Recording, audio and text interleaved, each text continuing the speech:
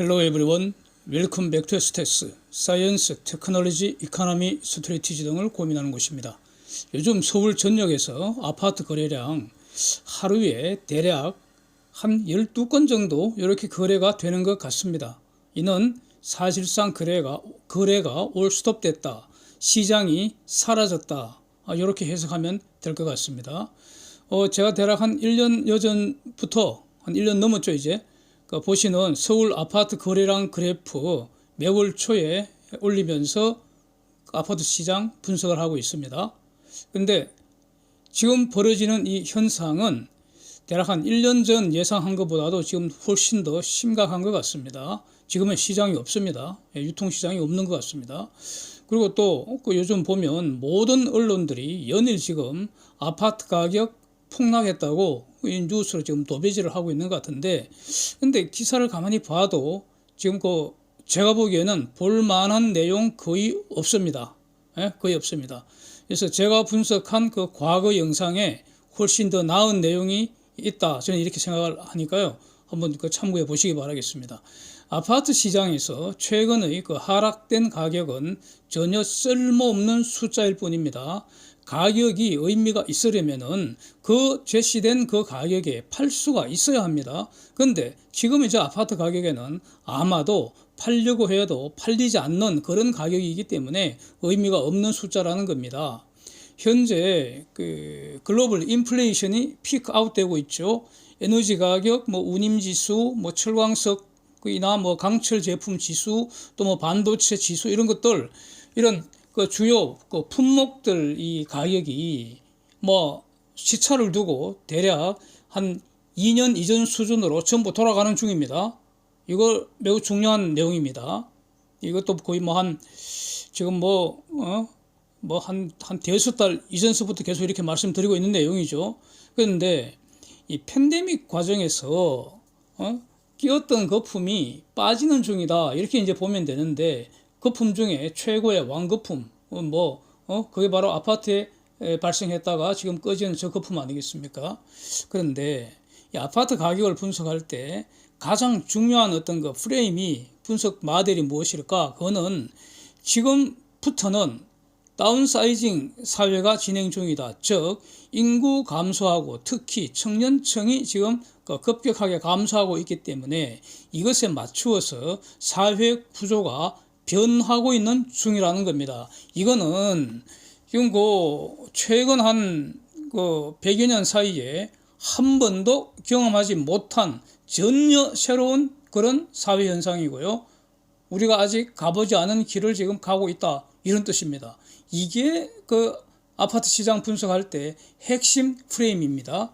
근데 지금 거의 모든 언론들이 최근에 어떤 금리 상승에 초점을 맞추어서, 그래서 마치 금리 상승만 멈추면, 또는 대출 규제만 풀어주면, 또는 기타 거래에 관련된 그런 규제만 풀어주면은, 그러면 아파트 가격 하락이 멈추고 어쩌면 올라갈 수도 있겠다, 이런 식의 어떤 분석들을 많이 하시는데, 그거 죄다 틀렸다고 저는 봅니다. 금리 인상 사이클은 가령 한 내년 상반기까지는 분명히 돌아갈 것이고요. 그래서 내년 하반기에는 이제 멈출 가능성이 높은데, 그렇더라도 상당 기간 고금리는 지속될 수밖에 없고요.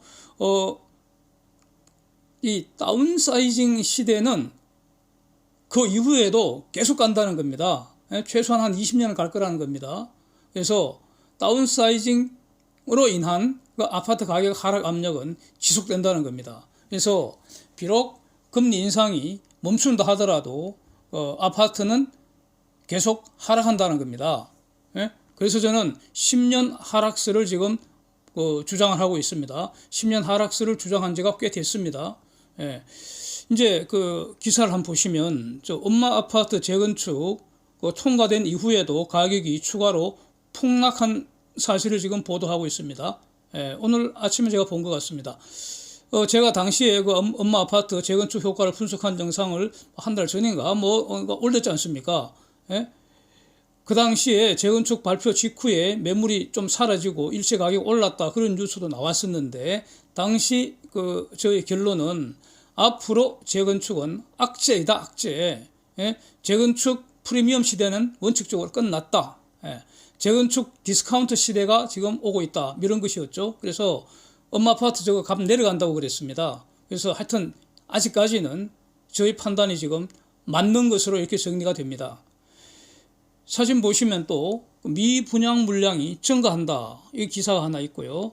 그 다음에 최근 진행 중인 경매 분석 자료의 일부입니다. 제가 뭐 구체적인 그 정보를 공개하지 않으려고 그 핵심 그 내용만 중간에 이렇게 캡처한 겁니다. 여기서 저는 저 미분양 물량이나 또는 경매 물량이 지금보다 대략 10배 이상 늘어날 것으로 봅니다. 이유는 말이죠. 지금 저 가격들이 전부 다 너무 비싸다. 거품이 확 왕창 끼어 있기 때문에 아직도. 그래서 거품이 확 빠질 때까지 미분양 물량 쌓여야 되고요. 경매 물량 더 쌓여야 한다는 겁니다. 그 과정에서 적응하지 못하는 그 건설회사 몇 개 부도 나고 사라져도 아무 상관없습니다. 예. 예? 아무 상관없습니다. 그래서 현재 그 분양가격 그 결정 기준은 원가가 아니라는 거 아닙니까? 이거 아주 심각한 문제입니다. 이거. 예?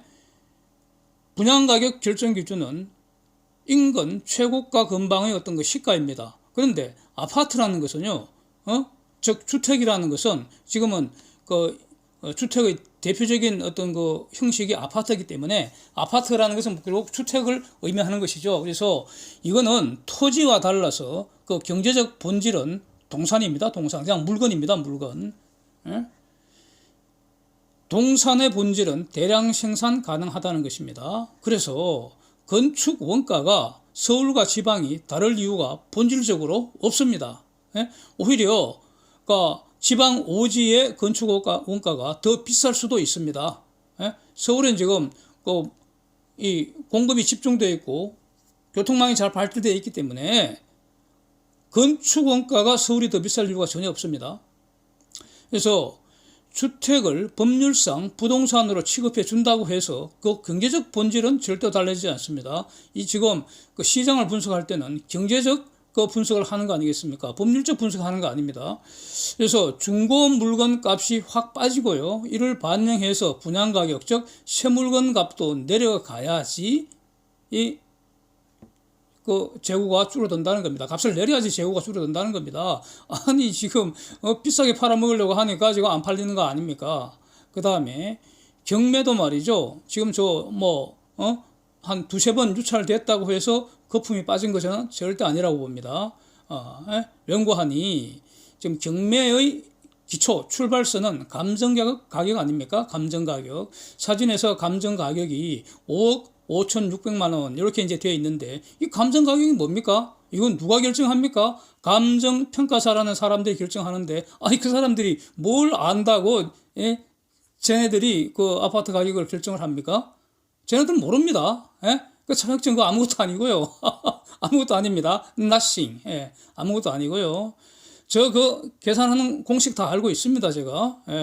그래서 그 감정 가격이라는 것은 일정한 규칙에 따라서 단순하게 산수지를 한 숫자일 뿐인데 그 산수하는 과정에서 인근의 최고가 근방의 거품 낀 시세가 공식을 통해서 반영되어 있다는 겁니다. 그래서 감정 가격 자체가 저 거품 왕창 낀 거라는 겁니다. 그래서 이제 그 다음에 또 매우 중요한 사실이 있죠. 경매 시장에 등장하는 물건은 정상적인 시장에서는 낮은 가격으로도 팔리지 않아서 그래서 이 열등제들이 가장 먼저 경매 시장에 들어오게 됩니다. 열등제가 뭡니까? 지역이 열등하거나 아니면 노후 아파트거나 같은 값이면 새 아파트가 낫지 않습니까? 그렇고요. 가령 서향이라거나 아니면 저층이라거나 아니면 저는 가령 그 한강 하구 지역 이런데 저는 기피합니다. 장차 해수면 상승할 때 직격탄을 맞을 수 있다. 저는 이렇게 보고 있기 때문입니다. 그래서 이런 전체적으로 열등제들이 가장 먼저 경매시장에 들어오는데 지금 이 한국 부동산 시장에서 지금 경매시장 이 상태는 아직 초기 상태입니다. 아직 제가 본격적으로 경매시장, 그러니까 경매가 넘치는 그런 상황이 아닙니다. 초기 상태입니다. 따라서 그러니까 시장에서는 원칙적으로 가장 좋은 물건, 우등제부터 먼저 거래가 되어버립니다.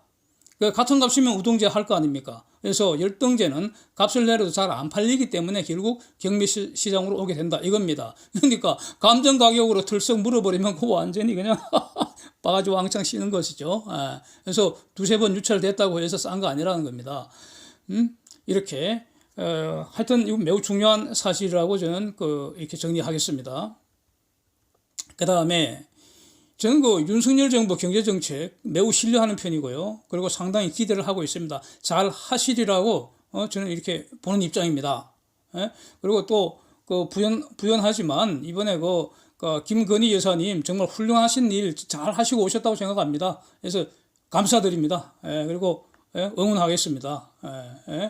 그 다음에 하여튼 이제 본론으로 왔어요. 부동산 관련해서도요. 지금 윤석열 정부 대선 공약 저는 지지하는 편이고요. 현재 원희룡 장관도 매우 헌신적으로 그리고 아주 적절하게 지금 부동산 관련 일을 잘 하시는 것을 이렇게 평가를 하겠는데 지금 제가 부족한 게 하나 보인다는 겁니다. 문제가 있습니다. 지금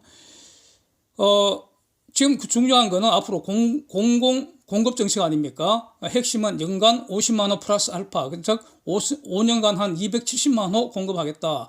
그중에 이제 수도권의 절반 이상 공급하겠다. 다 좋은데요. 이거 진행하면서 공약대로 공급 가격을 팍 낮춰버려야 합니다. 팍 낮춰야 합니다. 공급 가격을 팍 낮추어서 그래야 민간의 분양 가격도 시장 원리에 따라 낮아진다는 겁니다. 민간의 분양 가격 지금 너무 높아서 지금 완전히 폭리시하는 거라고 봅니다. 지금 분양 가격에 완판만 되기만 하면 떼돈 버는 거 아닙니까? 저게 무슨 부가가치가 있습니까,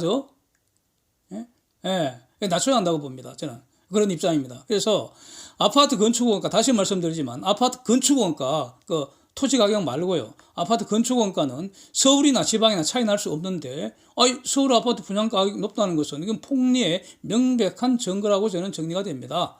그래서 이걸 정부가 공급 가격 팍팍 낮춰버려서 전체적으로 인하시켜야 한다는 겁니다. 그것이 다음 정권 재창출의 지름길이라고 봅니다.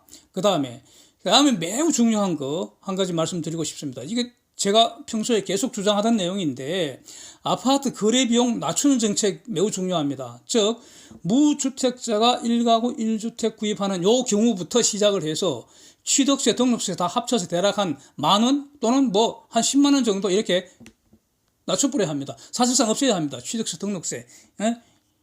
생애 첫 주택 구입하는 경우 연구하니 공무원들이 장부에 기재하는 거 아닙니까? 가령 주민등록 전입신고하는 거 한번 생각해 보십시오.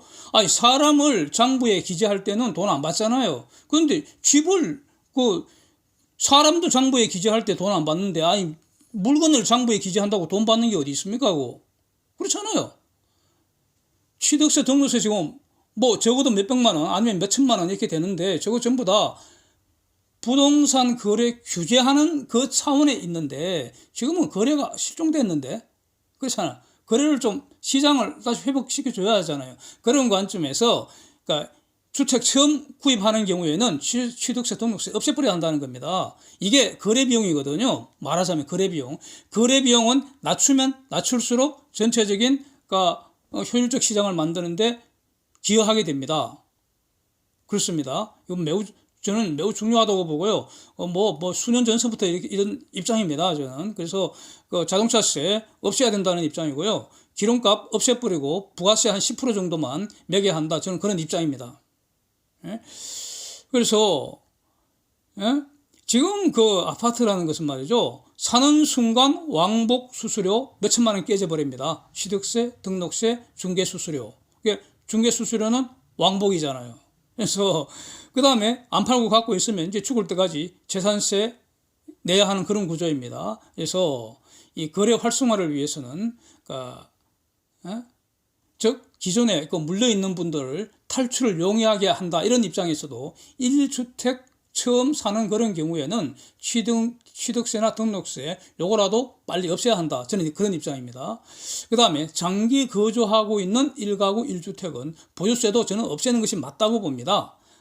가령 보유세는 그러니까 처음 1가구 1주택 처음 샀을 때는 취득세, 등록세도 없애버리고요. 보유세는 한 10년만 받으라는 겁니다. 그래서 10년 그 살았으면은 11년째부터는 보유세 없애버리라는 겁니다. 예? 저는 이거 필요하다고 봅니다.